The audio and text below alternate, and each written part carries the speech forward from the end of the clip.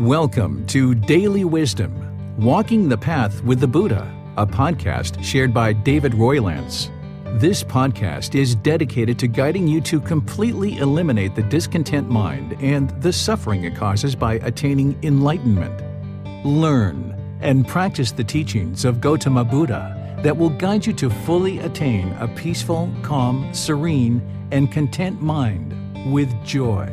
To support this podcast, visit patreon.com/support Buddha or visit buddhadailywisdom.com, where you will discover a full range of courses, retreats, and online learning resources to assist you on the path to enlightenment. Now, here's our teacher to share more.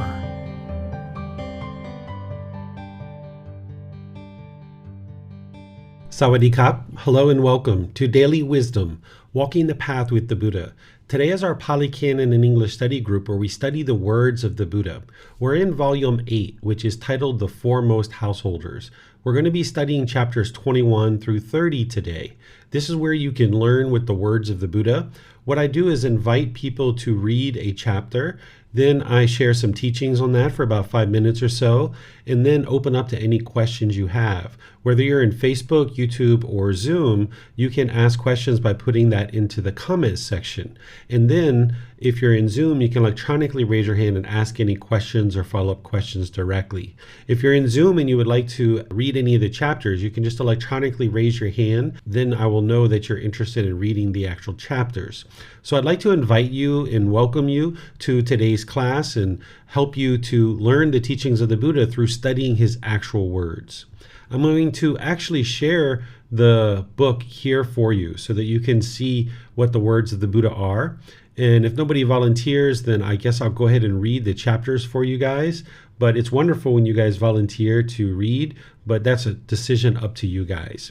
So here, starting with chapter 21, which is titled 4 Ways of Living Together. So this teaching is from Gotama Buddha. This is his actual words. It starts with, householders, there are these 4 ways of living together. What for? A wretch lives together with a wretch. A wretch lives together with a female heavenly being. A heavenly being lives together with a wretch. A heavenly being lives together with a female heavenly being. 1. And how, householders, does a wretch live together with a wretch? Here, the husband is one who destroys life, takes what is not given, engages in sexual misconduct, speaks falsely, and indulges in liquor, wine, and intoxicants, substances that cause heedlessness, the basis for heedlessness. He is immoral, of unwholesome character. He resides at home with a mind obsessed by the stain of selfishness. He insults and degrades ascetics and Brahmins. And his wife is also one who destroys life, takes what is not given, engages in sexual misconduct, speaks falsely, and indulges in liquor, wine, and intoxicants, substances that cause heedlessness, the basis for heedlessness. She is immoral, of unwholesome character. She resides at home with a mind obsessed by the stain of selfishness. She insults and degrades ascetics and Brahmins. It is in such a way that a wretch lives together with a wretch. 2. And how does a wretch live together with a female heavenly being? Here, a husband is one who destroys life, takes what is not given, indulges in sexual misconduct, speaks falsely, and indulges in liquor, wine, and intoxicants, substances that cause heedlessness, the basis for heedlessness. He is immoral, of unwholesome character. He resides at home with a mind obsessed by the stain of selfishness. He insults and degrades ascetics and Brahmins.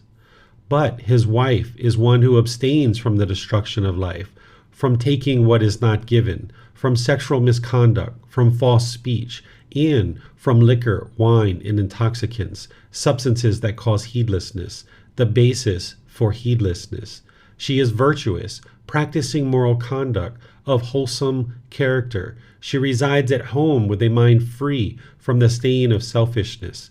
She does not insult or degrade ascetics and Brahmins. It is in such a way that a wretch lives together with a female heavenly being. 3. And how does a heavenly being live together with a wretch?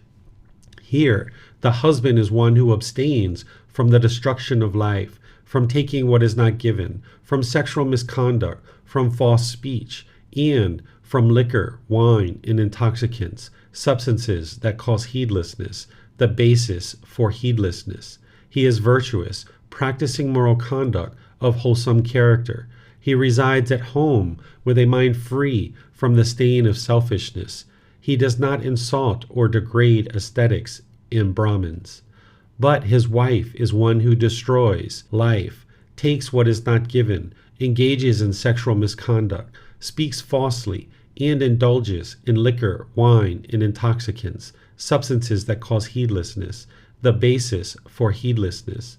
She is immoral, of unwholesome character. She resides at home with a mind obsessed by the stain of selfishness.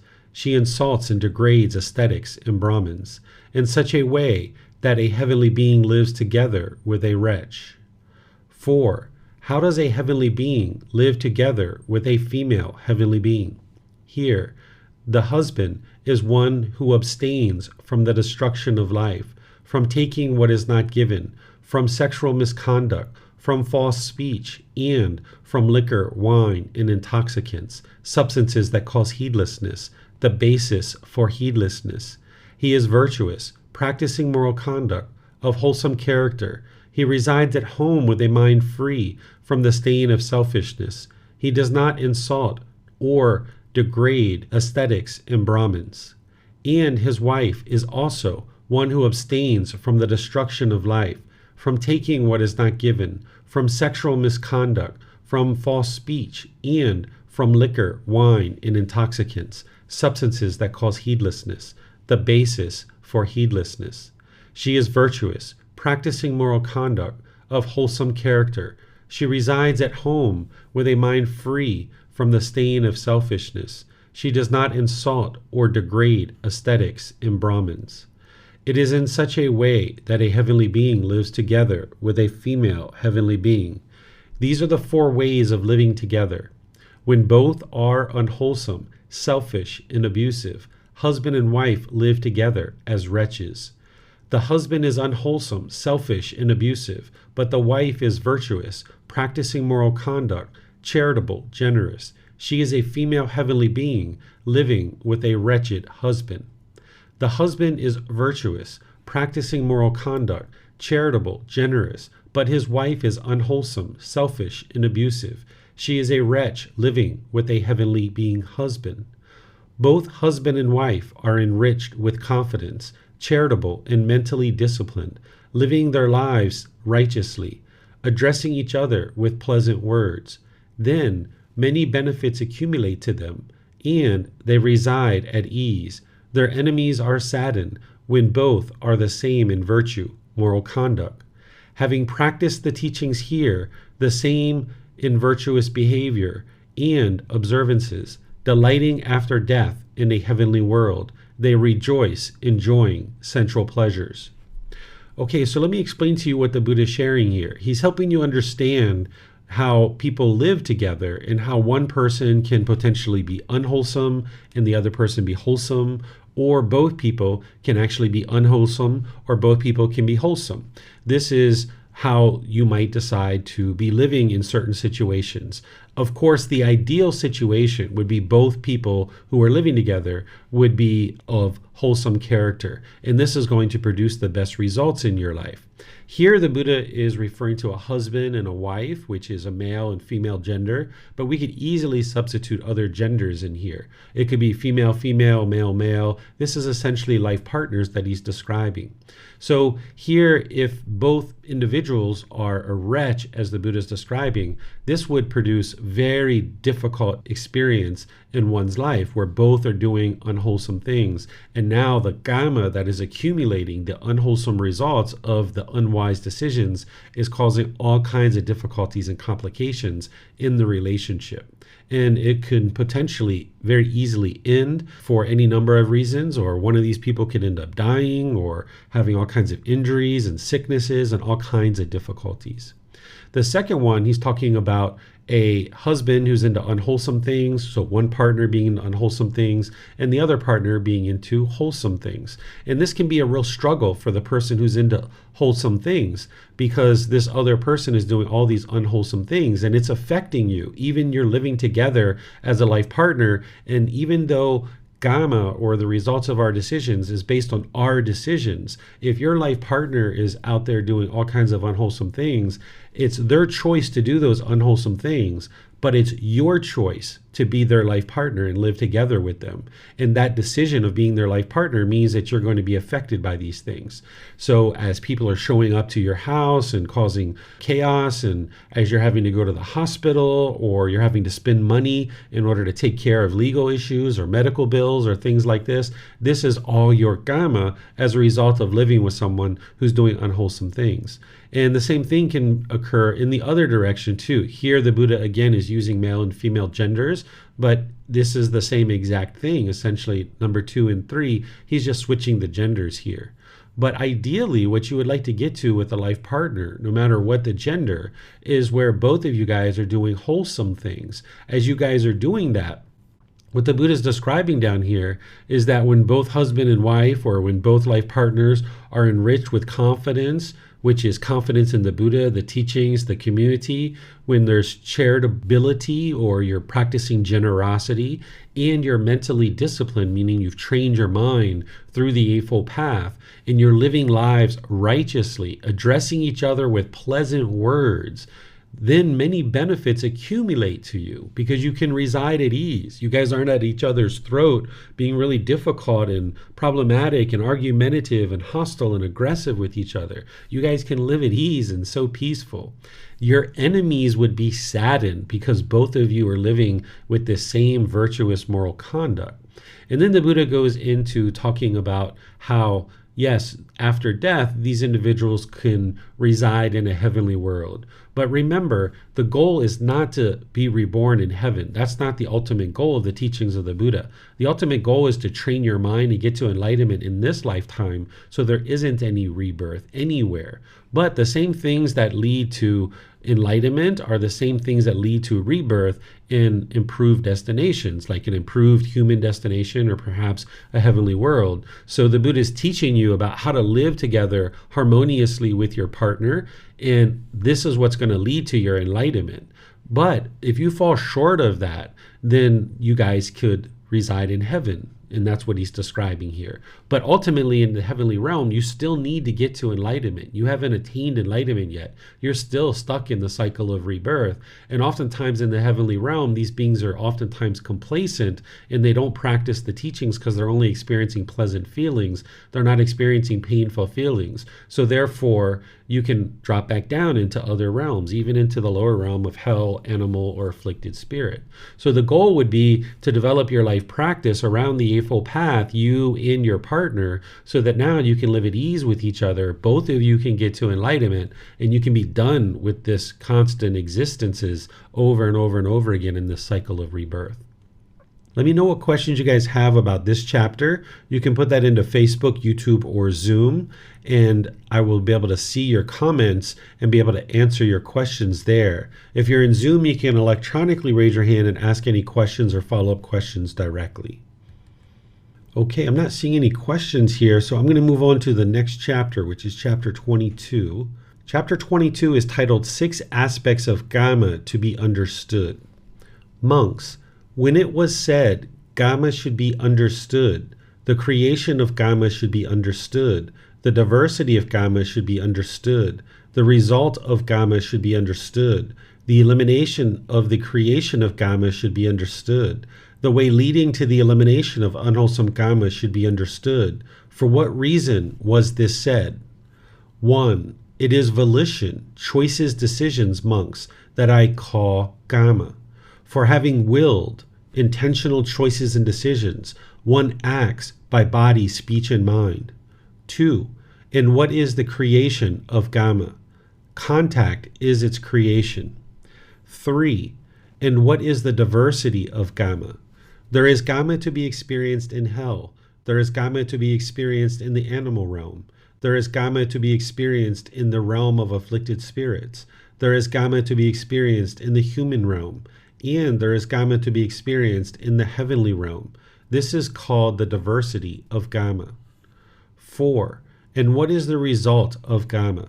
The result of Gama, I say, is threefold: to be experienced in this very life, or in the next rebirth, or on some subsequent occasion. This is called the result of Gama. 5. And what, monks, is the elimination of the creation of Gama? With the elimination of contact, there is elimination of the creation of Gama. 6. This noble eightfold path is the way leading to the elimination of unwholesome Gama, namely, right view, right intention, right speech, right action, right livelihood, right effort, right mindfulness, and right concentration. When, monks, a noble disciple thus understands Gama, the creation of Gama, the diversity of Gama, the result of Gama, the elimination of the creation of Gama, and the way leading to the elimination of unwholesome Gama, he understands this penetrative spiritual life to be the elimination of unwholesome Gama. When it was said, Gama should be understood, the creation of Gama should be understood, the diversity of Gama should be understood, the result of Gama should be understood, the elimination of the creation of Gama should be understood, the way leading to the elimination of unwholesome Gama should be understood. It is because of this that this was said. So pretty much everything in the teachings of the Buddha in one way or another comes back to the natural law of Gama. When I talk about the natural laws of existence and that the Buddha is sharing with you the natural laws of existence that you can learn, you can reflect on to independently verify, and you can practice and see the truth for yourself, this is a primary natural law that the Buddha taught, and you would need to awaken to the natural law of Gama in order to get to enlightenment. There's other natural laws as well besides this one, but this is a primary one that the Buddha is teaching you, which is essentially cause and effect, or action and result, the results of your decisions. The natural law of Gama, or some people might refer to it as karma, which is a different language, the Sanskrit language. The word Gama comes from the Pali language. Some people refer to it as punishments and rewards, or something mystical or magical, or some black cloud that's following you around. That's not what Gama is at all. If this would translate to just one English word, I would use that English word. But because it doesn't translate to just one English word, I need to still use this word Gama. This is the result of your decisions. So you need to awaken to this natural law so that you can make wise decisions that lead to wholesome results. As long as you lack wisdom of this natural law of Gama, then you will make unwise decisions that lead to unwholesome results, and you're going to continue to stay stuck in this continuous rebirth of over and over and over again being reborn. And you're going to continue to experience discontentedness over and over because you will struggle and have difficulties with your lack of wisdom of the natural law of Gama. The same thing is true when you had a lack of wisdom of the natural law of gravity. You struggled and had difficulties. You fell down, you hit your head, you bumped your elbow, you busted your knee, and all these other things. But slowly but surely, you gained wisdom of this natural law of gravity, and then as you made wiser decisions, you experienced wholesome results. But as long as you lacked wisdom of the natural law of gravity, you made unwise decisions that led to the unwholesome results. You struggled and had difficulties and cried and were upset because you didn't understand the world that you were living in. But slowly but surely, by the time you got to 10 or 12 years old, you fully awoke to the natural law of gravity, and then you were able to interact in the world in peaceful and harmonious ways, and you didn't struggle any longer. You can climb ladders, you can ride bikes, you can maybe even ride motorcycles and fly on airplanes and do all kinds of things because you have wisdom, and now you make wise decisions that only leads to wholesome results. But this natural law of Gama is the same thing. It's always functioning. It's affecting you whether you realize it or not, just like the natural law of gravity. And the more wisdom you have of this natural law, the better and more prepared you will be to make wise decisions that produce wholesome results. Because part of what you're doing, a significant part of what you're doing on the path to enlightenment, is you're looking to eliminate your unwholesome Gama. That's what the Buddha is describing here about the way leading to the elimination of unwholesome Gama should be understood, because that's how you actually get to enlightenment. Part of your Gama is that you lack wisdom. you haven't made the decision in previous lives or this life to fully get awake where you can now function with this natural law of karma with ease. So you're going to need to learn this natural law of karma inside and out, backwards and forwards. When you're learning things like the 5 precepts, that's the Buddha explaining to you the natural law of karma. When you're learning right speech, right action, right livelihood, you're learning about the natural law of karma. Even that last discourse that we just studied about the life partners living together, he's explaining to you the natural law of karma, the cause and effect of living together with someone who's into unwholesome things or living with somebody who is into wholesome things. He's explaining to you the cause and effect and what you'll experience as a result of your decisions. That's what the natural law of karma is, that when you make wise decisions, you'll experience wholesome results. And when you make unwise decisions, you will experience unwholesome results. So by gaining wisdom on this natural law, you will get more awake to it, and now you can function in the world differently. So these are 6 aspects of karma that you need to understand. The first one is that it is volition or choices and decisions that I call karma. So when you make certain choices and decisions intentionally, when you've willed these decisions, when you've made intentional decisions, that's what produces karma. And when you're doing that, you're acting through your body, your speech, or your mind. This is the certain conduct that you have, certain actions through body, speech, and mind. So you have to will something in order to actually produce karma. So for example, if you went outside and you intentionally killed a human being, you're going to experience unwholesome karma because you've made an unwise decision. You've intentionally killed that human being. Or let's just use the example of an animal. Say you went outside, you saw a dog on the street, and you intentionally killed this dog on the street. You're going to produce unwholesome karma because there's a certain amount of anger, hatred, and ill will that needs to be in the mind for you to actively kill that dog. And now you're going to experience the unwholesome results of your decisions. But if you were walking down the street and there was an ant that was under your foot, maybe you were just walking to a restaurant and you didn't even know that the ant was there. You didn't intentionally kill it. You're just walking down the street. You might not even know that you actually killed it. You're not going to experience unwholesome results in that example because you haven't intentionally killed the ant. So you have to will something. You have to intentionally choose to do something unwise in order for there to be karma to be experienced in terms of unwholesome karma. And then the same thing is true if you're going to produce wholesome karma. You're going to need to intentionally make conscious choices and decisions that produce wholesome karma. Then the Buddha is talking about that contact is how you create karma. So when you come into contact with other beings, this is how you actually create karma. So if you were on your way home and you heard your parents inside the house arguing and being upset with each other, and you walked into the house and you started arguing and yelling and throwing things around the house, you're having contact with your parents, and in that argumentative speech, you're now producing karma because you're having contact, and then in that contact, you're making unwise decisions that lead to unwholesome results. But now let's just say you come home and you hear through the door that your parents are arguing, yelling, and being argumentative. And let's just say you choose not to go in, and not necessarily saying that's what you should do, but let's just say you choose not to go into the house. You go to a restaurant, you go to a friend's house, maybe you go get a massage or something like this. You didn't have contact with your mom and dad in that situation. So you didn't create any karma because there was no contact. But your mom and dad have contact and they're being argumentative. They're the ones producing karma in this situation. And this is true about unwholesome karma and also wholesome karma as well. And where this can really help you is that if you're in a conversation and somebody becomes argumentative, and you're having difficulties restraining your mind and being argumentative yourself, one of the best things you can do is break contact and walk away from the situation. That's going to eliminate the creation of any karma in that situation. But again, it's the same thing for wholesome karma. Say you went to an orphanage and you practiced generosity and you gave away some food or supplies or something like this. By that contact at the orphanage, you're creating karma. So there needs to be contact in order to create karma. And then the Buddha is talking about the diversity of karma. This is how karma is to be experienced. Your karma is going to be experienced either in the hell realm, the animal realm, the afflicted spirit realm, the human realm, or the heavenly realm. This is being stuck in the cycle of rebirth.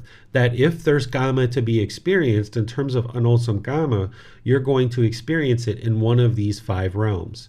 And then the 4th one, the Buddha is talking about the result of karma, is threefold: to be experienced in this very life, in the next rebirth, or on some subsequent occasion, which is some future rebirth beyond the next one. So here, with these 2 statements and these 2 teachings on the natural law of karma, what you can understand from the Buddha is that you can't run and hide from your karma. Anything you do, either wise or unwise, you are going to experience the wholesome or unwholesome results of those decisions. You can't run and hide from your karma. Even though you might do something today and you might not experience it for 3 years from now or 10 years from now, you can't run and hide. Or you might experience it in a next life. If there's unwholesome karma to be experienced, that means there's going to be rebirth. So a wise individual understanding this and being able to see the truth in this, what you would like to decide is, I'm only interested in producing wholesome karma so that I can escape all of this unwholesome karma. I can extinguish it and escape this cycle of rebirth and stop creating all this unwholesome karma through my unwise decisions, because you can't run and hide from your karma. Then the 5th one, the Buddha is talking about the elimination of the creation of karma. If you're interested in eliminating the creation of karma, then you eliminate contact. That's what I was just explaining, that if you are in a conversation and someone is becoming argumentative and you can feel your frustration building, it's better to just break contact and walk away so that you don't create any karma in that situation that is going to be unwholesome. That would be a wise decision, to walk away, and it's going to produce wholesome karma. Whereas if you stayed in the conversation, let your frustration build, and now you start yelling and hollering and being argumentative, you've now created unwholesome karma based on your unwise decision. So by eliminating contact, you will eliminate any production of karma. And then the 6th one is the Eightfold Path is the way leading to the elimination of unwholesome karma. So it's the Eightfold Path of learning and practicing this, developing your life practice, that you will now extinguish or eliminate all your unwholesome karma. The way that you eliminate unwholesome karma is you produce only wholesome karma. By you making wiser and wiser and wiser and wiser decisions, you will extinguish all your unwise decisions and you won't be producing unwholesome karma anymore. But there's old decisions that you made in the past that are going to be experienced now. You're going to experience unwholesome karma from your previous decisions. And now you can handle that situation through the Eightfold Path in order to extinguish that. Whereas if you didn't address it through the Eightfold Path, it's going to produce unwise decisions, which then produces unwholesome karma. So an example I can give you is, say 3 years ago, before you learned these teachings, you might have lied or cheated on a government form. And now when you filed that form, they didn't find out about it until 3 years later. And now they're sending you a notice that, hey, you owe us $3,000 because you made a mistake and you lied on your taxes. You owe us $3,000, right? Well, if you're not understanding the natural law of karma, you might think you can run and hide from this. And now what you might decide to do is be deceptive and you lie. And that's just going to produce new karma that is unwholesome because you're making unwise decisions. But if you understand that you can't run and hide from your decisions, and you understand the Eightfold Path, that it's wise to be truthful and always tell the truth, now you might take responsibility for this. You might call up your government and apologize and say that you'd like to take responsibility for it, but you don't have this money. Is there a payment plan or something like this that you could work out and actually resolve this? And now by taking responsibility, maybe the government works out a payment plan. Maybe they even eliminate the interest fees or the penalty fees. Maybe it gets reduced down to $1,000 because you were honest with them and they took off the penalty fees and the interest. So this is how you extinguish your unwholesome karma, by now handling all the situations that are coming back to you through the Eightfold Path. And you would need to understand all 6 aspects of the natural law of karma that the Buddha is describing here in order to awaken the mind to enlightenment. Among other aspects, these are the 6 aspects to understand, but then you're going to need to understand the details of the natural law of karma, like, not killing, not stealing, not having sexual misconduct, not lying, not taking substances that cause heedlessness, and all the other aspects of the natural law of karma that the Buddha teaches. So let me see what questions you guys have. You can put that into Facebook, YouTube, or Zoom, or you can raise your hand in Zoom and ask any questions or follow-up questions directly.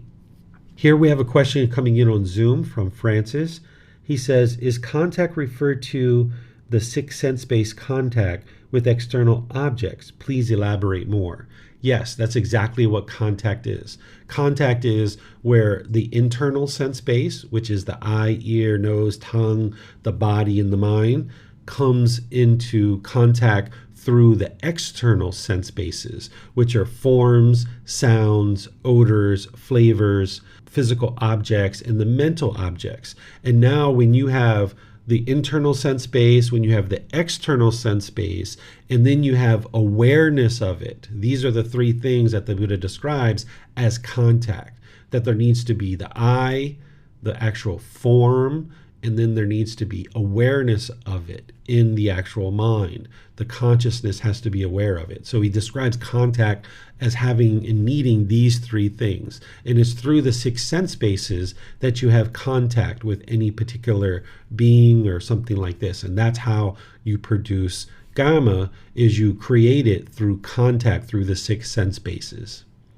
All right, let me see if we have any questions coming in on YouTube or Facebook. I don't see any questions coming in on YouTube or Facebook. So I'm going to move on to the next chapter, and I'll go ahead and read that unless somebody in Zoom would like to volunteer. Let's see, this is chapter 23. This one is titled, The Simile of a Lump of Salt. Monks, if one were to say thus, a person experiences karma in precisely the same way that he created it. In such a case, there could be no living of the spiritual life, and no opportunity would be seen for completely making an end of discontentedness. But if one were to say thus, when a person creates karma that is to be experienced in a particular way, he experiences its results precisely in that way. In such a case, the living of the spiritual life is possible, and an opportunity is seen for the complete making an end of discontentedness. Here, monks, a person has created a small amount of unwholesome karma, yet it leads him to hell, while some other person here has created exactly the same small amount of karma, yet it is to be experienced in this very life, without even a slight residue being seen, much less plentiful residue.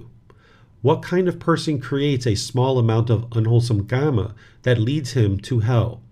Here, some person is undeveloped in body, virtuous behavior, mind, and wisdom.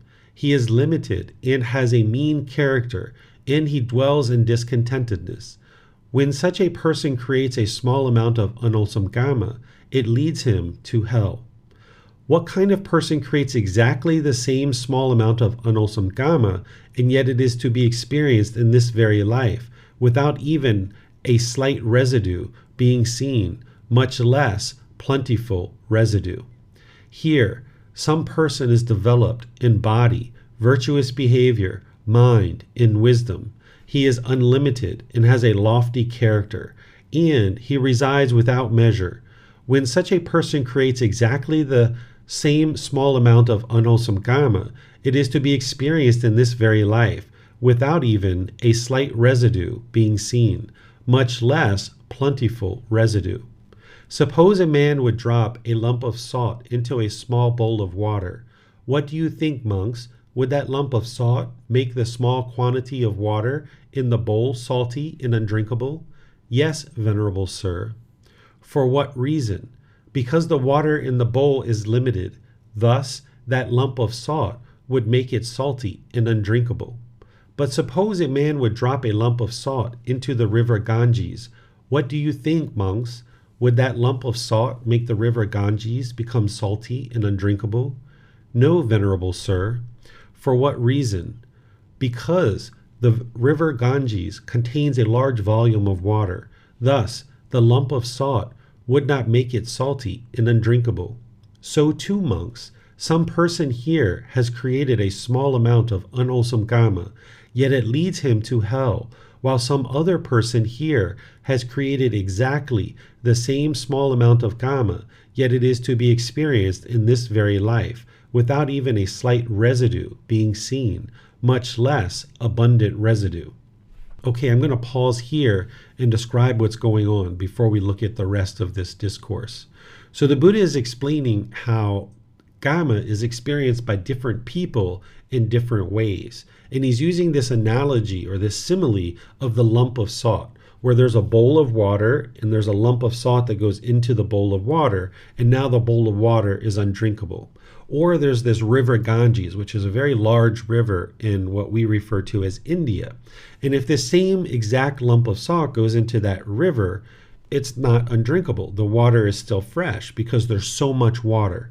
The water is representative of the wholesome things that you've done, where the lump of salt is representative of the unwholesome things that you've done. So if you just have a bowl of water and that's it, and you take this lump of salt and you put it in, this water is now undrinkable. You're going to experience that unwholesome karma because now the water is undrinkable. It's going to be experienced in a different way versus this other person who has lots and lots of wholesome things going on in their life, making lots of wise decisions. They've got lots of water. So now this lump of salt doesn't impact that individual nearly as much as the other one.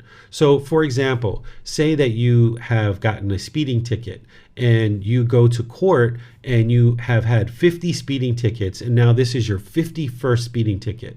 And now the judge looks at your record and you try to plead your case and ask to have leniency. The judge is like, hey, you've had 50 speeding tickets. There's no way I'm going to give you leniency here. And they're going to have you pay the penalty, and you're going to have difficulties in that situation.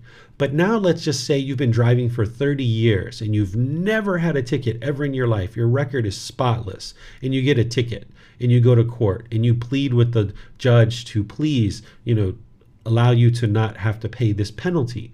Well, now when the judge looks at your record and you've done all these wholesome things, you've been driving for 30 years and you've never even had a ticket. Well, in this situation, the judge might very likely allow you to not pay the ticket and throw it out of court because of the wholesome things that you've done in the past. So your experience in one situation with lots of wholesomeness that you've already produced versus another situation where you've done a lot of unwholesome things, you're going to experience things very differently in life. And this helps you to understand, while two people in the world can do exactly the same thing, one person experiences it one way versus another person experiences it a completely different way. Let me give you another example. Say there's two individuals who are having sexual misconduct. They're going outside their relationship and they're cheating on their partner. And say one person is cheating and they're both doing the exact same thing, which is cheating.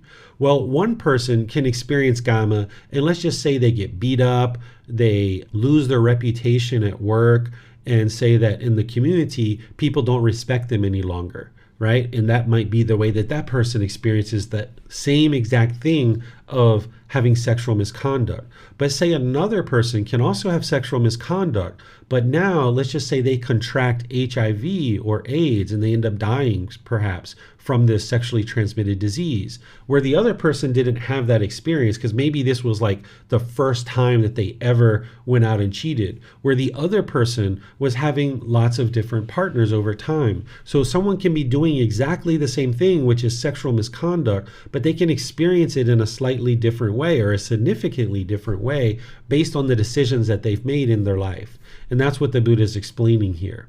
And now he's going to give you some examples of how people come from different backgrounds, and because of their different background and the things that they've done in the world, they will experience their karma in different ways.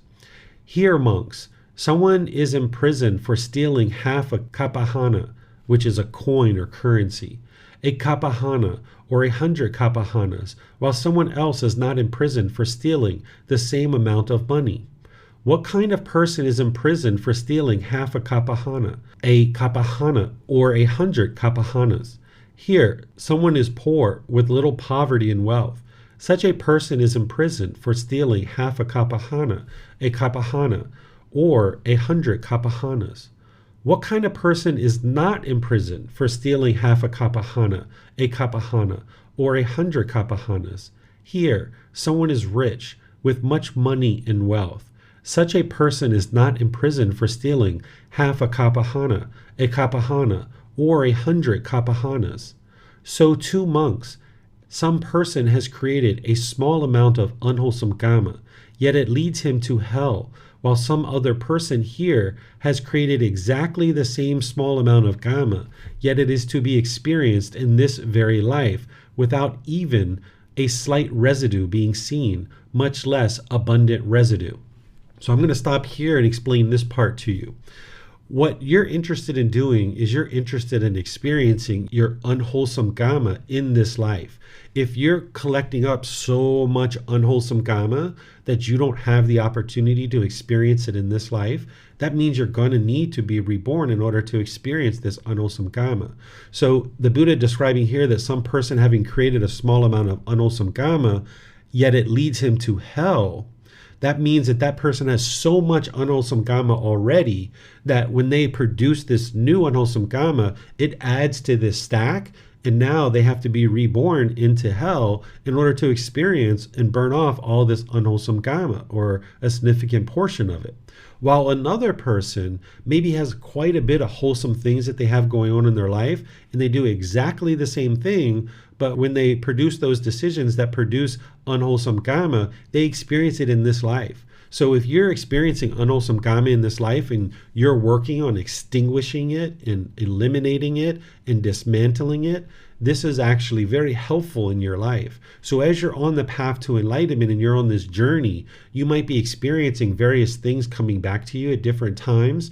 And if you're working to extinguish it and extinguish it and extinguish it, essentially like bury it in the sand through making wise decisions, then this is actually really helpful for you, because you're getting rid of your unwholesome kama and you're not going to have it all stacked up and have to now be reborn into other realms to be able to extinguish that. Monks, take the case of a sheep merchant or butcher who can execute, imprison, fine, or otherwise penalize someone who has stolen one of his sheep, but cannot do so to someone else who has stolen his sheep. What kind of person can the sheep merchant or butcher execute, imprison, fine, or otherwise penalize for stealing a sheep? One who is poor with little property and wealth. The sheep merchant or butcher can execute, imprison, fine, or otherwise penalize such a person for stealing a sheep. What kind of person can't the sheep merchant or butcher execute, imprison, fine, or otherwise penalize for stealing a sheep? One who is rich with a lot of money and wealth, a king or royal minister. The sheep merchant or butcher can't execute, imprison, fine, or otherwise penalize such a person for stealing a sheep. He can only plead with him, "Sir, return my sheep or pay me for it." So let me pause here and explain this as well. The Buddha is explaining the disparity between someone who lacks resources and who isn't so well established in the community versus someone who has a lot of resources and is well established in the community. And he's saying these people are experiencing their karma differently. And the Buddha's not explaining that this is the way it should be. He's explaining this is the way it is. He's helping you to see the natural law of karma and very clearly understand what is truly happening in the world. So if you see someone who's like very rich and very wealthy and very well known in the world, and they're doing a lot of unwholesome things, and they haven't really experienced their karma very much in the world, this is helping you to understand why. Versus someone else who maybe lacks resources and they do exactly the same thing, but they are experiencing a significant amount of unwholesome results in that very life. In both situations, you can't run and hide from that karma. You're going to experience it. But the one person who is lacking of resources is maybe experiencing it in a much more significant way than someone who's rich or wealthy or well established in the world. That's what the Buddha is explaining about the natural law of karma. Now the Buddha finishes up. So too, monks, some person has created a small amount of unwholesome karma, yet it leads him to hell, while some other person here has created exactly the same small amount of karma, yet it is to be experienced in this very life, without even a slight residue being seen, much less abundant residue. If, monks, one were to say thus, a person experiences karma in precisely the same way that he created it, in such a case there could be no living of the spiritual life, and no opportunity would be seen for the complete making an end of discontentedness. So let me explain this to you. What the Buddha is saying is if you think in your mind that as somebody produces karma, it's experienced exactly the same way by all people, he's saying you can't get to the end of discontentedness. You can't get to enlightenment in this situation because you're not understanding the natural law of karma.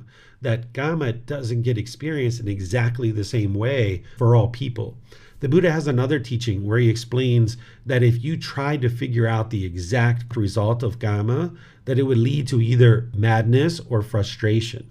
So say someone steals. You can't say that if someone steals, this is exactly what's going to happen to every single person. This would be permanence. It's just not going to happen that way. Instead, if someone steals, it really depends what else have they done in their life over the totality of their life. And this other person, if they steal, what else have they done over the totality of their life? So each person is going to experience this in a different way. And the Buddha is saying, if you think that everybody experiences karma in exactly the same way, you can't get to enlightenment with that kind of thinking.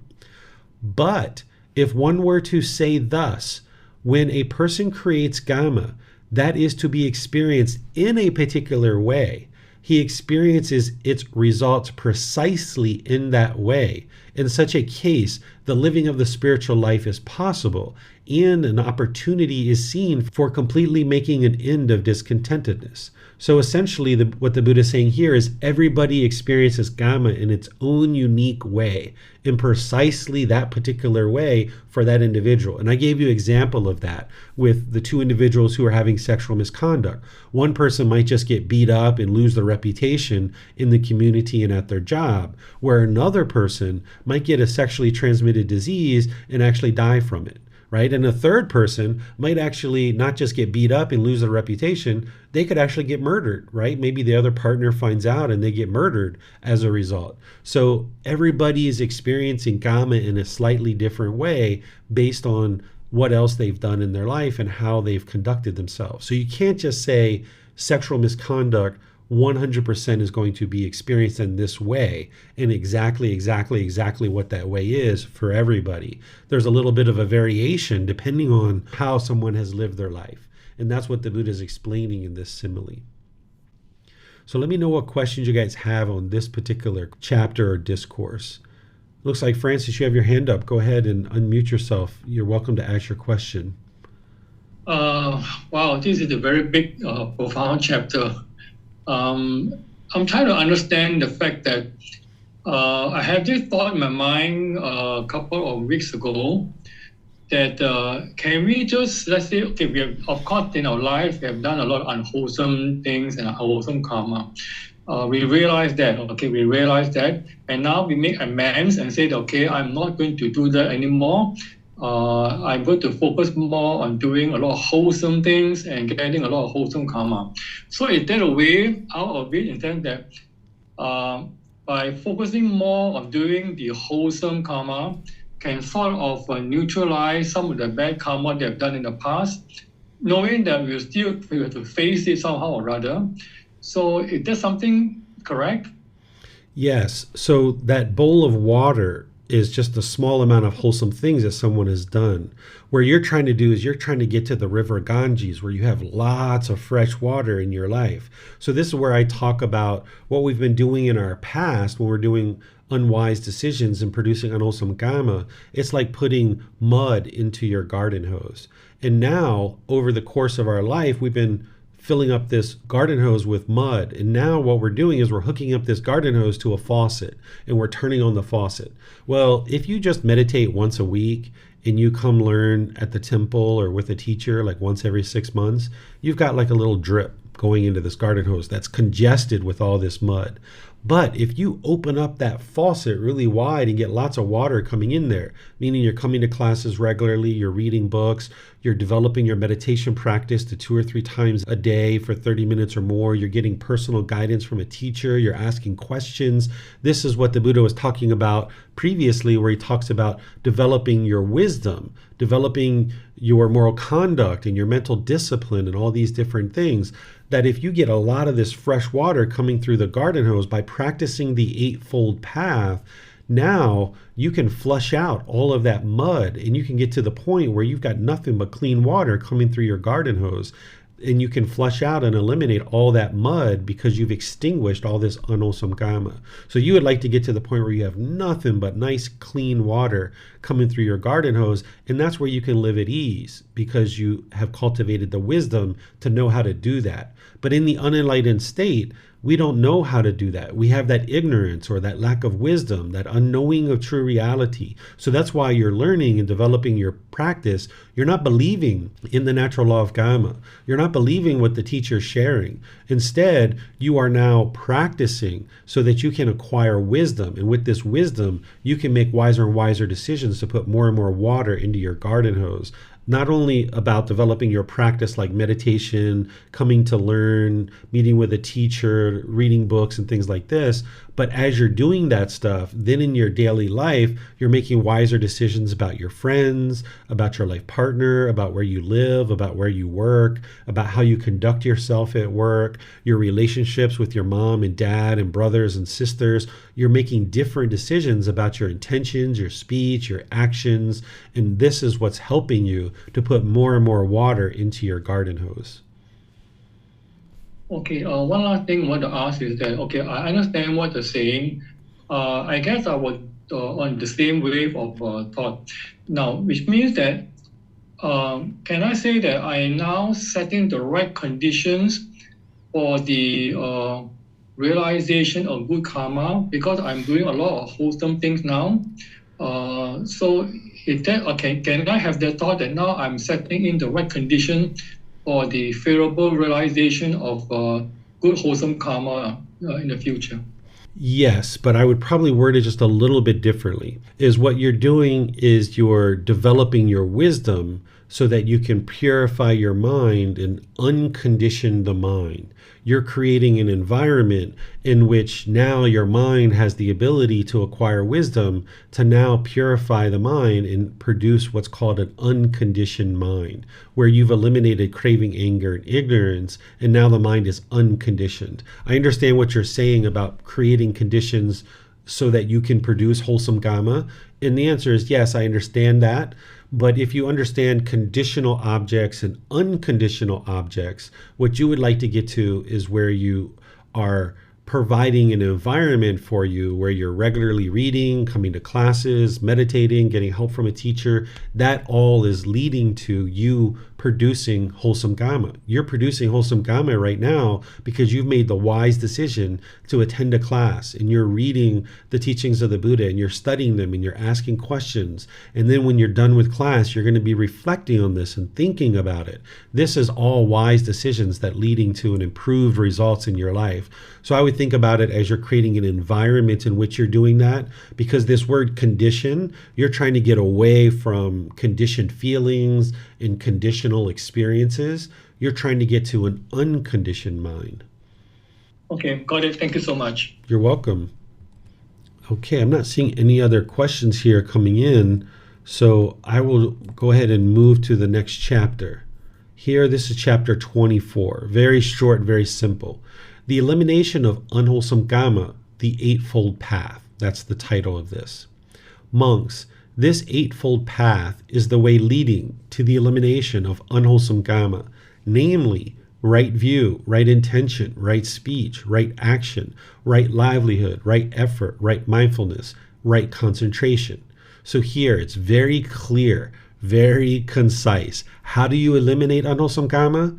You produce only wholesome karma through practicing the Eightfold Path. Well, how do you practice the Eightfold Path?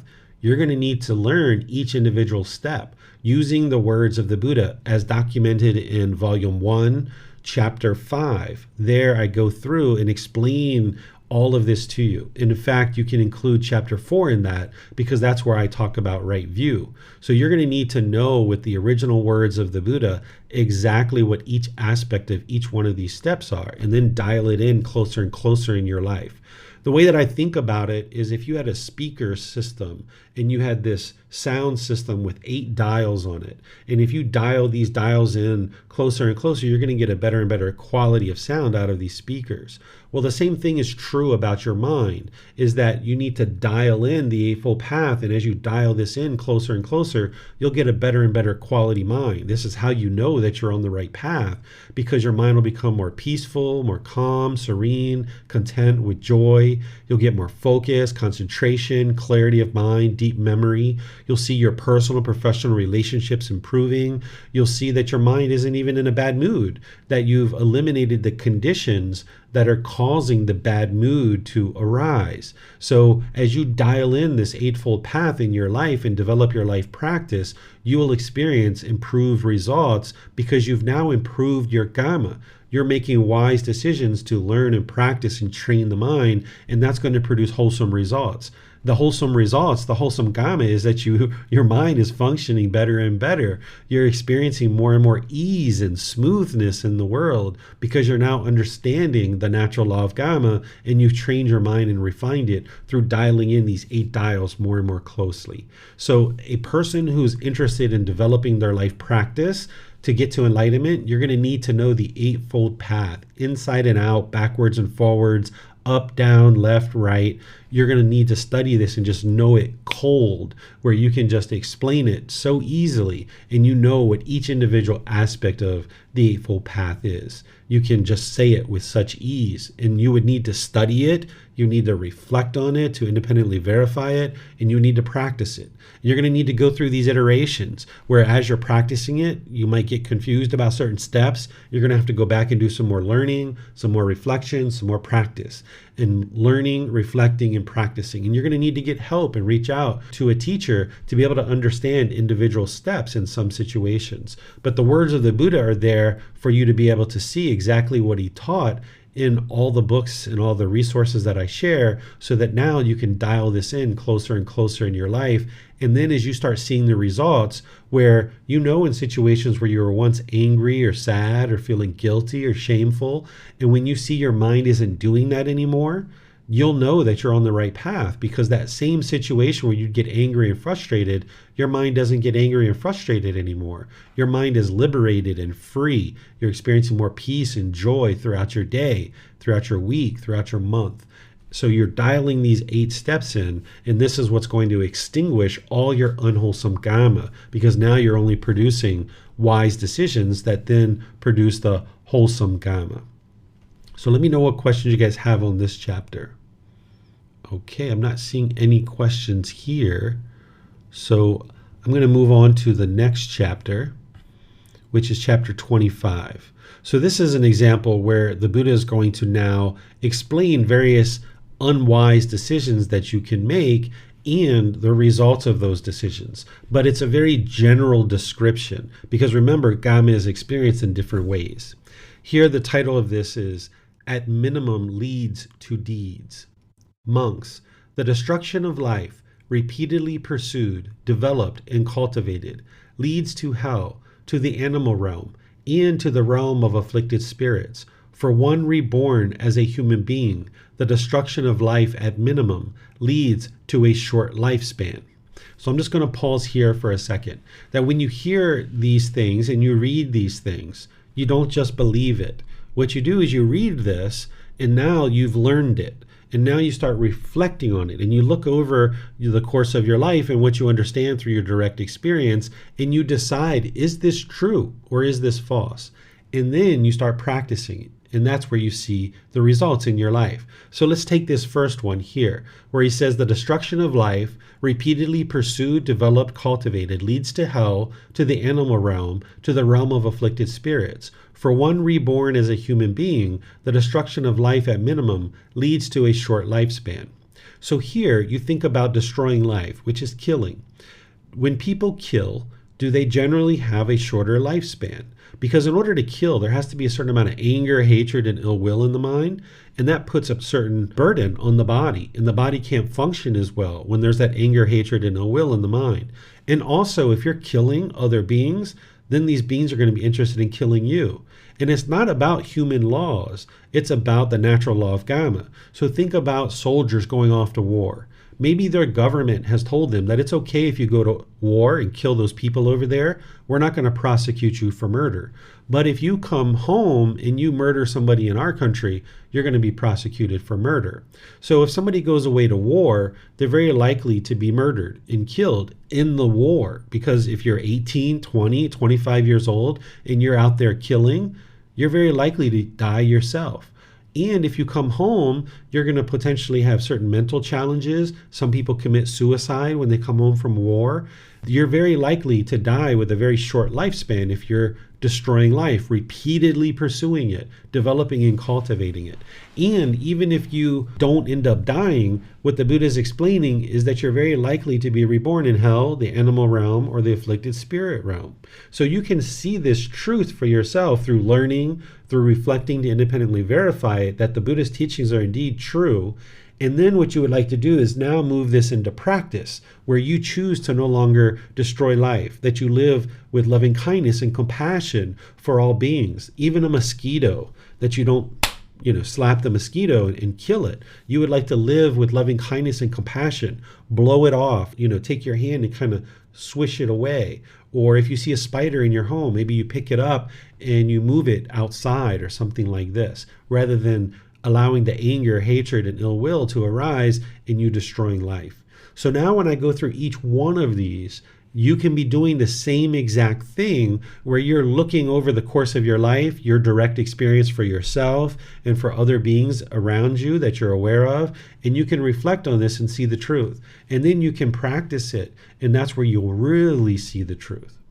So here, continuing on in this discourse, taking what is not given, repeatedly pursued, developed, and cultivated, leads to hell, to the animal realm, and to the realm of afflicted spirits. For one reborn as a human being, taking what is not given, at minimum, leads to loss of wealth.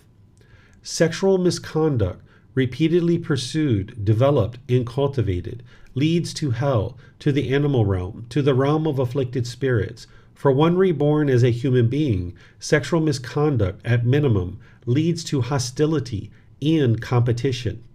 False speech, repeatedly pursued, developed, and cultivated, leads to hell, to the animal realm, to the realm of afflicted spirits. For one reborn as a human being, false speech, at minimum, leads to false accusations. Argumentative speech, repeatedly pursued, developed, and cultivated, leads to hell, to the animal realm, and to the realm of afflicted spirits. For one reborn as a human being, argumentative speech, at minimum, leads to being separated from one's friends. Harsh speech, repeatedly pursued, developed, and cultivated, leads to hell, to the animal realm, and to the realm of afflicted spirits. For one reborn as a human being, harsh speech, at minimum, leads to disagreeable sounds. Idle chatter, repeatedly pursued, developed, and cultivated, leads to hell, to the animal realm, to the realm of afflicted spirits. For one reborn as a human being, idle chatter, at minimum, leads to others distrusting one's words. Drinking liquor and wine, ingestion of substances that cause heedlessness, repeatedly pursued, developed, and cultivated, leads to hell, to the animal realm, and to the realm of afflicted spirits. For one reborn as a human being, drinking liquor and wine, ingesting substances that cause heedlessness, at minimum, leads to madness. So here you can see that the Buddha is describing each one of these things that are decisions that one makes. This is the cause and effect, or the action and result. He's explaining the natural law of Gama. And notice that he's saying at minimum. He's not saying that this is the only thing that you're going to experience. He's saying at minimum, it leads to these things. So there's a whole other range of unwholesome results that you experience through making the decision to do any of these particular things that he's describing. So this is giving you an indication of some of the things that you will experience as a result of your decisions. But then there's going to be other things beyond this as well. So again, a wise individual learning this, reflecting on it to independently verify it and see how true it is, then you start practicing in such a way where you're no longer destroying life. You're no longer taking what is not given. You're no longer having sexual misconduct and understanding what that is. You're no longer having false speech or argumentative speech. You're no longer choosing to be harsh in your speech, have idle chatter, or use substances that cause heedlessness. By you eliminating all of these things from your practice in your life, you will experience improved results because it's wisdom of the natural law of karma that is now going to lead to improved decision making that then produces wholesome results in your life. So this is chapter 25, at minimum leads to deeds. Let me know what questions you guys have, if any at all, on this one. Okay, I'm not seeing any questions anywhere. So I'm going to go to the next one, which is chapter 26. And I'm going to take just a little drink of water here. Between chapter 25 and 26 is like halftime. All right. So here, the title is Beings Bound by Action. One is not a Brahmin by birth, nor by birth a non-Brahmin. By action is one a Brahmin. By action is one a non-Brahmin. For men are farmers by their acts, and by their acts are craftsmen too. And men are merchants by their acts, and by their acts are servants too. And men are robbers by their acts, and by their acts are soldiers too. And men are chaplains by their acts, and by their acts are rulers too. So that is how the truly wise see action as it really is. See dependent origination, skilled in action and its results. Action makes the world go round. Action makes this generation turn. Living beings are bound by action, like the chariot wheel by a linchpin. Okay, so one of the things that was going on during the lifetime of the Buddha, and this is also going on now too, is that people were born into certain families, and you thought that based on your birth, you were either a wholesome person and a wise person, a spiritual person, destined for great, wonderful things in your life, or maybe you're born into a family who lacks resources, which some people might refer to as a lower class person, and now people feel like you're destined for difficult issues in your life and you're an unwholesome person and all these other things. But what the Buddha was trying to help people see is it's not based on where you're born, of whether or not you're going to have a good life or not. You can cultivate wisdom and you can train your mind, and no matter where you're born, you can overcome any challenges that you experience. And if you're born into a rich, affluent family, you can make unwise decisions that causes difficulties and calamity in your life, and you can lose all that wealth. So it's not about where you're born. If you were born into a family that lacked resources or had difficulties in life, you can overcome those challenges by cultivating wisdom. And that's what the Buddha is talking about here. A Brahmin during the lifetime of the Buddha, this is an individual who's born into a certain caste of family, and it's thought that these beings are very wholesome and very holy, and people would go to them and they would perform rites and rituals and ceremonies and worship, and people thought that you had to pay them money and then you would go home and they would do some rites or rituals for you and your life was supposed to get better. And the Buddha understood that this wasn't true, that it's your decisions that lead to improved results in your life. There is no rites, rituals, ceremonies, or worship in the teachings of the Buddha.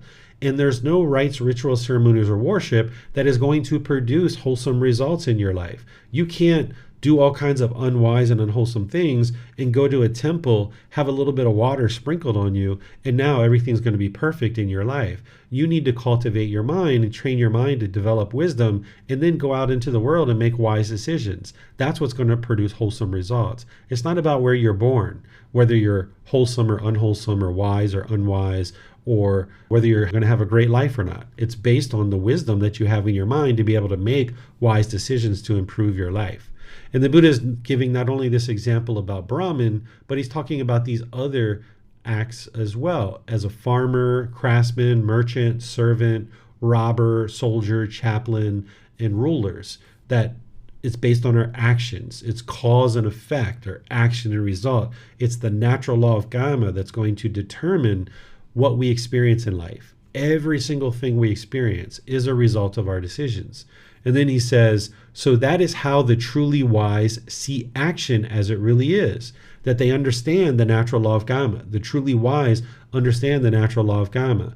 And the truly wise understand dependent origination. This is the highest, most ultimate truth of the Buddhist teachings. If you go to volume 5, chapter 14, this is where I teach that. And you can see the words of the Buddha there, and you can see my words as well that will help you to understand dependent origination. You would need to know that in order to get to the first stage of enlightenment, and you would need to be able to practice that. But just understanding it is the first step of that. So you can study that if you haven't already and gain wisdom of this dependent origination, which shows you the causes and conditions that leads to continuous discontentedness in your life and continuous rebirth over and over and over and over again. So skilled in action and its results, that's what the truly wise understand. They understand the natural law of karma, this cause and effect, or action and result. You're skilled in that. That's the only way for you to get clarity and concentration and eliminate discontentedness. You would need to understand this natural law of karma. The Buddha here is explaining that action is what makes the world go round. This is what is going to lead to the results in your life. And then he says, living beings are bound by action like a chariot wheel by a linchpin. So there needs to be a linchpin in order to hold a chariot together. If you pull out the linchpin, the chariot falls apart, which chariot is a form of transportation during the lifetime of the Buddha. So it's the same thing in your life, that your actions are your linchpin. That's what's determining everything that you experience in your life, is your actions. So here the Buddha is making that very clear in some very precise and concise words to help you understand that. Let me know what questions you guys have on this. You can put it into Facebook, YouTube, or Zoom. Okay, I'm not seeing any questions here, so we'll move to the next one, which is chapter 27. Okay, so here's some more about karma. This one generally is titled, Reflect Upon the Consequences of Actions. But now he's going to break it down into 3 individual things that you should reflect on in order to improve your karma. This is how you're going to improve your karma and make wise decisions that lead to wholesome results. If you're not doing this, you wouldn't be able to get to the improved decision making or wisdom that's going to lead to wholesome results.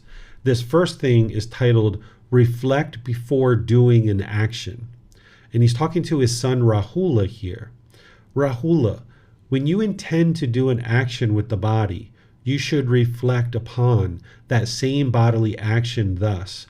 Would this action that I intend to do with the body lead to my own harm or to the harm of others, or to the harm of both?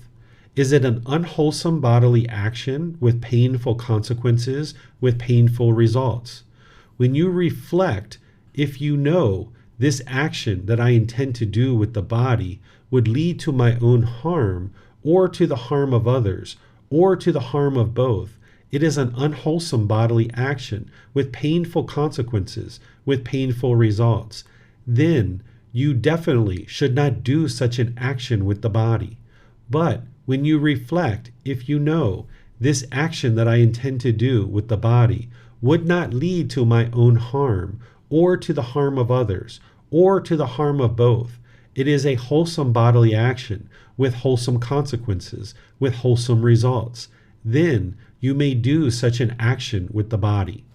So here the Buddha is honing in on bodily action. But remember, when the Buddha talks about action, he talks about bodily actions, mental actions, and verbal actions. He talks about all of these.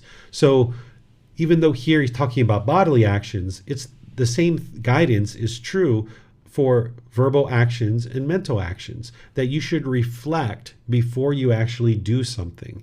Because if you cause harm through your bodily actions, your verbal actions, or your mental actions, that harm is going to come back to you. So if you can reflect, you can look inward and you can think through your wisdom, before I do this thing, is it wise or unwise? Is it going to lead to wholesome results or unwholesome results? Take your time. When there's craving, desire, attachment in the mind wants to run and run and run and run and run and hurry up and make decisions because the mind's chasing after those pleasant feelings. But if you can restrain the mind and pull it back and hold it back and think and reflect on whether it's wise or unwise, is it going to lead to wholesome results or unwholesome results, this will help you clear up a lot of decisions that you're making because you're restraining the mind and you're thinking through consciously what you're doing. You're moving to this higher consciousness, this enlightened mind where you're thinking through your decisions about bodily actions, verbal actions, and mental actions. That's what an enlightened being is going to do. And then ultimately you cultivate wisdom where it becomes very easy for you to be able to do this reflection and then make decisions in the world. While you're doing this reflection, you might need to consult your books, you might need to watch a video, you might need to reach out to your teacher and ask for help at different times in order to do this reflection. And then as you do it, you bring more and more wisdom on board in the mind and your decisions become more and more effortless. But early on, it takes a lot of work for you to develop the mind and cultivate wisdom through this reflection. Now the next thing, he says, while doing an action. Also, Rahula, while you are doing an action with the body, you should reflect upon that same bodily action. Does this action that I am doing with the body lead to my own harm, or to the harm of others, or to the harm of both? Is it an unwholesome bodily action with unwholesome consequences, with unwholesome results? When you reflect, if you know this action that I am doing with the body leads to my own harm, or to the harm of others, or to the harm of both, it is an unwholesome bodily action with unwholesome consequences, with unwholesome results. Then you should suspend such a bodily action. But when you reflect, if you know this action that I am doing with the body does not lead to my own harm, or to the harm of others, or to the harm of both, it is a wholesome bodily action with wholesome consequences, with wholesome results. Then you may continue in such a bodily action. So here the Buddha is saying not only should you reflect before you do something, but you should reflect while you're doing it, because sometimes your reflection wasn't deep enough and you might have made a mistake in your reflection before doing an action. And now as you're doing this action, you might realize that it's unwholesome. And if you do, you should suspend that action right away. Cut it off, break the contact, and ensure that you no longer do that. That's how you extinguish your unwholesome karma. Even if you're mid-sentence in a conversation and you realize, oh my goodness, I just said something very unwise, cut that off. Or here the Buddha is talking about a bodily action or any certain mental action. You have certain activity in your mind, certain things that you're thinking about. You can cut that off and let it go. That's what you would like to do. But if you're noticing that your bodily action, your verbal action, your mental action is wholesome and wise, the Buddha is saying continue to do that because it's wholesome, it's wise. Now the Buddha is going to talk about after having done an action. Also, Rahula, after you have done an action with the body, you should reflect upon that same bodily action thus. Does this action that I am doing with the body lead to my own harm, or to the harm of others, or to the harm of both? Was it an unwholesome bodily action with unwholesome consequences, with unwholesome results? When you reflect, if you know this action that I have done with the body leads to my own harm, or to the harm of others, or to the harm of both, it was an unwholesome bodily action with unwholesome consequences, with unwholesome results. Then you should confess such a bodily action, reveal it, and lay it open to the teacher or to your wise companions in the holy life. Having confessed it, revealed it, and laid it open, you should undertake restraint for the future. But when you reflect, if you know this action that I have done with the body does not lead to my own harm, or to the harm of others, or to the harm of both, it was a wholesome bodily action with wholesome consequences, wholesome results. You can reside peaceful and joyful, training day and night in wholesome states. A verbal action and a mental action are expounded in the same repetitive phrasing. So here the Buddha is saying after you've done something, reflect on it. Was it wise or unwise? Was it wholesome or was it unwholesome? And if it's something that you've done that is unwise and unwholesome, he's saying go to your teacher or wise companions in the holy life and discuss it. Explain it to them. Sometimes when people think about confessing something, they think about like they're going to get a penalty or something's bad about that. No, if you come to your teacher and you say, hey, teacher, I've committed sexual misconduct, I've done this, I've done that, or I've been using substances that cause heedlessness, or I stole something. If you lay it open, as the Buddha is describing, now you can get wisdom of how to improve so you can restrain the mind in the future. But if you hide it and you keep it hidden, now you can't actually solve that. You can't actually gain the wisdom you need to overcome it. So when you're doing unwholesome things, share it and let your teacher know. Sometimes people like to only tell their teacher when they're doing wholesome things. They like to hide all the unwholesome things. In this situation, you're not going to get to enlightenment. You need to tell your teacher what are those unwholesome things. That's how you're going to get to improvement, through improved wisdom. By hiding things and not actually providing the mind the opportunity to gain wisdom, you're just going to keep doing those same things over and over and over again. So it's important for you to be able to then learn through sharing things with your teacher or wise companions in the holy life, as the Buddha describes. But when you've done something that is wise and it's producing wholesome results, the Buddha is saying that you can reside peaceful and joyful. This is one of the reasons why the mind becomes so peaceful and joyful, that when you understand the natural law of karma, you know that everything you're doing is wise and wholesome. You're not making any unwise decisions. So therefore, every single thing that you're doing, your mind can be peaceful and joyful. You can reside at ease because you understand the natural law of karma so well that you know with 100% certainty that you're not doing anything unwise whatsoever. And that's why you can reside peaceful and joyful. Whereas if you don't know the natural law of karma and you go out in your day and you're doing different things, you might come home and be worried, you might be stressed, you might have anxiety, you might even have fear or guilt or shame that arises in the mind because you're unsure of what you did in the world and whether that's going to produce wholesome results or unwholesome results.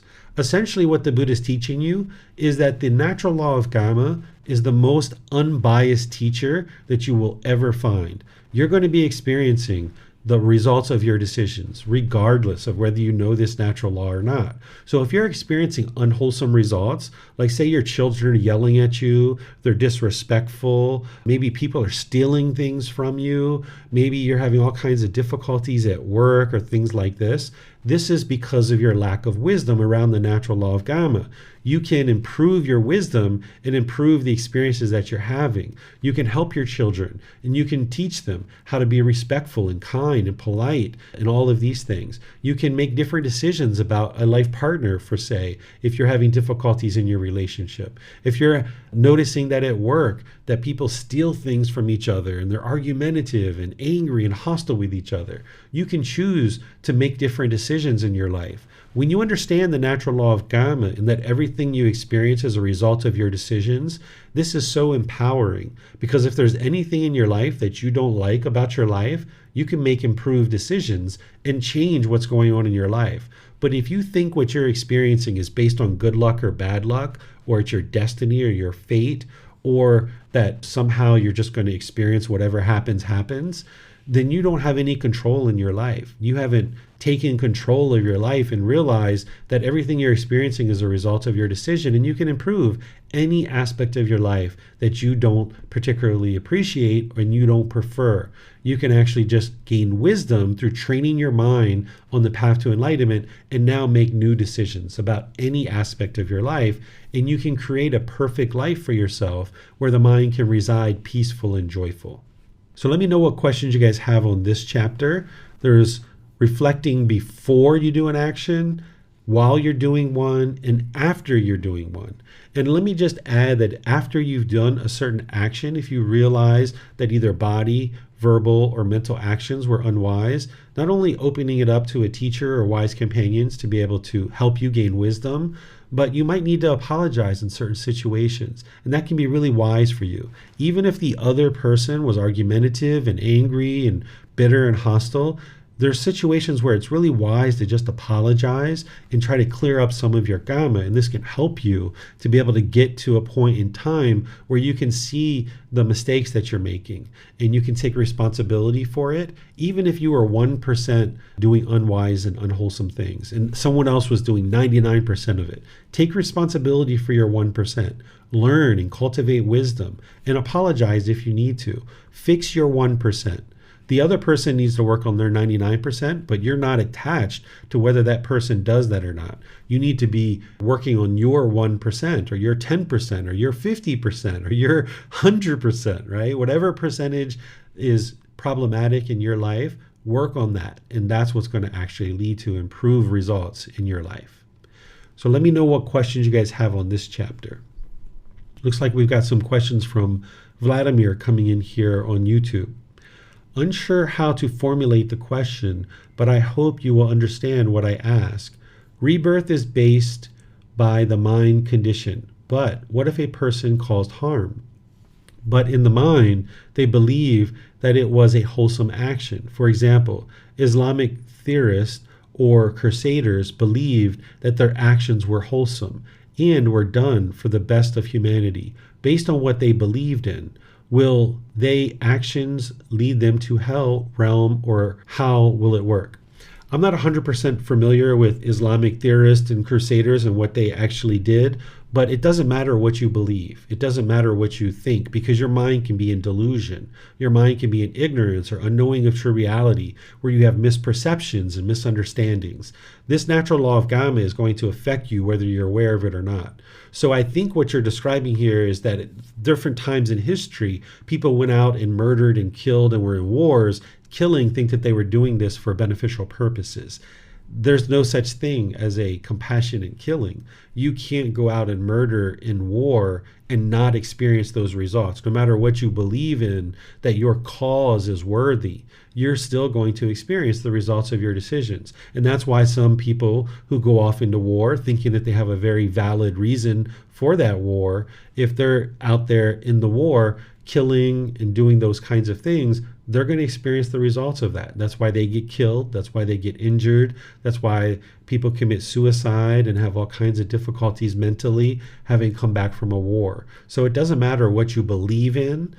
What the Buddha is describing is the truth of what actually is occurring. So that's what you would like to pay attention to. The more you see the truth in that, you're not believing in the natural law of karma, but you can see the truth in it. So an individual who does something like what you're describing, going off with this belief that they have some righteous cause, and this gives them the benefit of going out and now killing for that righteous cause, that's not going to result in wholesome results for them. They're going to experience the unwholesome results of those unwise decisions. Because of their lack of wisdom, they're making unwise decisions, and they're clinging to a perception, and they're clinging to their choices and decisions. And now, because of that unwise decision, they're going to experience more and more unwholesome results in this life or in some future life. I'm not seeing any questions anywhere else, so let's go on to the next chapter. As you guys see here, I've got lots of words to help you guys understand. Just for those of you guys that maybe haven't joined our class before, you can see what we've got here is we've got the words of the Buddha. We've got a reference back to the original source teachings, so you can reference the Pali Canon. And then you've got words from me to help you further understand each individual chapter. And you can download these books from buddhadailywisdom.com, and they're free. Or you can take it and go print it, or you can order printed copies from Amazon. And you can read these before and or after class to be able to help you fully understand the teachings of the Buddha, and then be able to reflect on them and practice them to experience improved results in your life. So here, chapter 28, fulfilling the goal of asceticism. Monks, this is the lowest form of livelihood, that is, gathering alms food. In the world, this is a term of abuse. You alms food gatherer, you roam about with a begging bowl in your hand, and yet, monks, clansmen intent on the wholesome take up that way of life for a valid reason. It is not because they have been driven to it by kings that they do so, nor because they have been driven to it by thieves, nor owing to debt, nor from fear, nor to earn a livelihood. But they do so with the thought, I am immersed in birth, aging, and death, in sorrow, grief, pain, displeasure, and despair. I am immersed in discontentedness, oppressed by discontentedness. Perhaps an ending of this entire mass of discontentedness might be attained. So let me explain this first part first. Here it's important to see that the Buddha is describing being ordained as the lowest form of livelihood. Oftentimes in the world today, people prop ordained practitioners up and look at them as being so holy and that they are below the ordained practitioners. Or ordained practitioners might think that they're above household practitioners. But it's important for you to understand that the Buddha describes that his form of livelihood as an ordained practitioner is the lowest form of livelihood. And it's important for an individual to think of themselves as equal, that everybody's equal. But here you can see in the Buddha's own words that he looks at the ordained practitioners as being the lowest form of livelihood because you're living in this homelessness, right? So if you're an ordained practitioner, it's important for you to remain humble and not put yourself above other people. Show respect to people and understand that they're supporting you in your journey on this ordained path. And for those of you guys who are household practitioners interacting with ordained practitioners, understand that they're human beings just like everyone else and that they're struggling on their way to enlightenment and they're going to make mistakes along the way. They're not perfect. They're not enlightened yet. They're in the journey towards enlightenment. There surely are ordained practitioners who are enlightened, but not all of them are and not many of them are. Nowadays, we see a large majority of the ordained practitioners that aren't enlightened. So they're going to have struggles and difficulties. And rather than venerating them so highly that you put them above you and think that you can't live a holy life, instead see them as equals just like you. Respect them and have gratitude for them, but don't put them up so high that it degrades your mind thinking that you can't live a wholesome life. So the Buddha is describing here that people don't get ordained out of coercion. They're not being forced into this life of being an ordained practitioner, that it's something that they've chosen by themselves. And the reason why people choose to do that is because they're interested in getting to enlightenment. That's the only goal during the lifetime of the Buddha of why you would ordain. Nowadays, people ordain for any number of different reasons, maybe escaping poverty, maybe eliminating a substance abuse problem, maybe they've had a difficult time in a relationship, or maybe their partner has died, any number of different reasons why people might ordain, but they also might ordain because they're interested in getting to enlightenment. No matter what reason you decided to ordain, your goal should be to get to enlightenment. And that's what the Buddha is describing here, is that if you understand that you're stuck in this constant cycle of rebirth, of birth, aging, and death, and you're continually experiencing discontentedness over and over and over again, the reason to ordain is to be able to get to enlightenment. But you can also get to enlightenment from the household life as well. You're not required to ordain in order to get to enlightenment. That's one way that someone might choose to get to enlightenment, because then they're focusing a significant portion of their day and their time on working to get to enlightenment. But you can also accomplish these same things of getting to enlightenment from the household life as well. There's no difference between the mind of an ordained practitioner and a household practitioner. The mind functions the same way. So when you're training your mind, you can now learn and develop your mind, whether you're in the ordained path or you're as a household practitioner. Putting on a robe and shaving your head doesn't in and of itself change anything about the mind. The individual has just decided to go on this journey to now potentially make their way to enlightenment by living in this womb of the monastery that is now created by household practitioners. And now the household practitioners and the ordained practitioners are living in this life of mutual support, where the household practitioners are supporting the ordained practitioners to live in this womb. And now as the ordained practitioners are cultivating their wisdom, they're sharing those teachings back with the household practitioners to be able to help them to get further and further along on their journey to enlightenment. So now let's see what else the Buddha has to say. In such a way, monks, that this householder has gone forth, yet he is craving, inflamed by desire for sensual pleasures, with a mind full of ill will, with intentions corrupted by hate, muddle-minded, lacking clear comprehension, unconcentrated, scatterbrained, loose in his sense bases, just as wood from a funeral bonfire, burning at both ends and smeared with excrement in the middle, cannot be used as timber either in the village or in the forest. In such a way do I speak about this person. He has missed out on the enjoyments of a householder, yet he does not fulfill the goal of asceticism.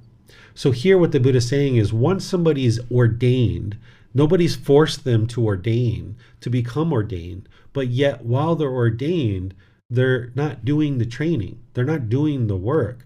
They're embroiled in their craving. They're inflamed by this desire for sensual pleasures. Their mind is full of ill will, anger, hatred, that their mind is muddled or lacking this clear comprehension. It's unconcentrated. The mind is scattered. An individual is loose in their sense bases. They're not restraining their mind. So if an individual ordains and then they're conducting themselves in this way, meaning that they're unenlightened, the Buddha is basically saying that they're useless, that they haven't fulfilled the goal of being ordained, that they're ordaining and they're not participating in householder life, in the enjoyments of householder life, but yet they're living this life of being ordained and they're not of any use to themselves or to anybody else.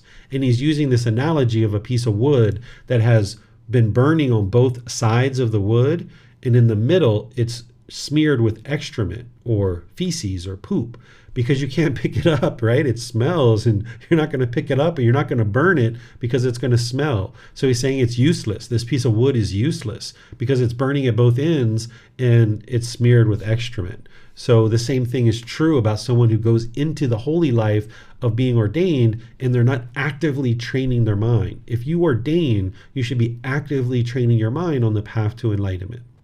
So let me know what questions you guys have on this chapter. Okay, I'm not seeing any questions here. So we'll go to the next one, which is chapter 29. This is titled, Give Gifts to the Community. My family gives gifts, Venerable Sir, and those gifts are given to monks who are arahants on the path to arahantship, those who are forest dwellers, alms food collectors, and wearers of rag robes.